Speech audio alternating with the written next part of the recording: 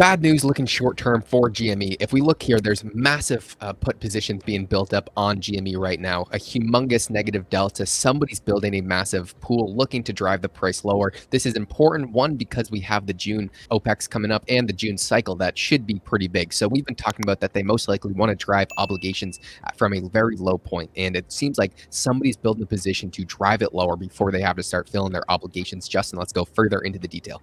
Yeah. Also consider that if people start selling off their puts, particularly their zero DTE puts, so you have like Wall Street bets or whatever YOLOing in, when those calls, when those calls get sold off, that's going to remove even further pressure from the option chain and potentially let it slide even further. GME closed today 129-ish thereabouts, and pretty much PiFi called it spot on with seeing that you would see some price action, kind of maybe trot along. We saw GME shoot up I think to 150 or so, but we're down about $20 give or take from the high. And again, with that put gamma slide still in place, we probably have further to fall. So that's the bad news. The good news is that this means that if you're looking to re-enter or to buy more GME, you might have a very good opportunity coming up. So again, don't necessarily be discouraged by GME going down. View it as a gift, and it's a gift that you can capitalize on. However you want to capitalize on it, but nonetheless, you can make it work for you.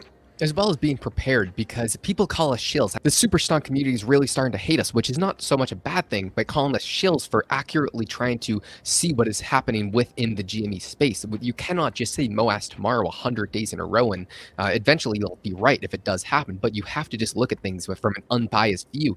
And what we do see is we see these put positions building. So if you do want to capitalize maximally on the June cycle, which I think everybody should be trying to do if they have been watching GME for this long, because you continuously see these run-ups. So why not try and capture price movement instead of just sitting there holding your shares like a dummy? And frankly, there's nothing that's happening because everyone else is getting rich while you just sit there and waiting for something to happen that we don't know if it will ever happen. So learn how to do this while you can. This is the best opportunity on a stock that I've ever seen in history, because there's so much accuracy that we can predict what is happening that has never happened with any stock in human history as far as I can tell. So why not learn how to play these cycles?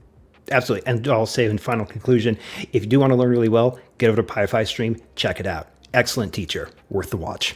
I would continue this to continue next week, as I'm still very, very bearish on the market as a whole. If we see put positions building everywhere across the market, it seems like FOMC next week they'll probably raise rates again. QT officially starts the 16th, followed by the OPEX. By the quad witching the day after on the 17th. After the quad witching, we could start to see the market going down pretty hefty. I don't know if they will be able to push these obligations, so you do want to get your call options going out pretty far into the future. I would say October to January is probably the best strike. We will do a full video once we enter our positions. We will show you every single position that we enter, what strikes and which dates, just so we are keeping it completely honest. Personally, I have put positions on GME going downwards, and that is not shilling. It is just accurately reporting what I am doing. I see what the big money is doing, and I am just replicating it. If you think that is shill-like, then sorry that use their own tools against them. So, but I do plan on closing those puts. I might start to close some tomorrow, then going into next week, I will completely be out of my put position. Then I will slowly start to build a long position. I'm probably going to do this through a variety of different strikes and dates, because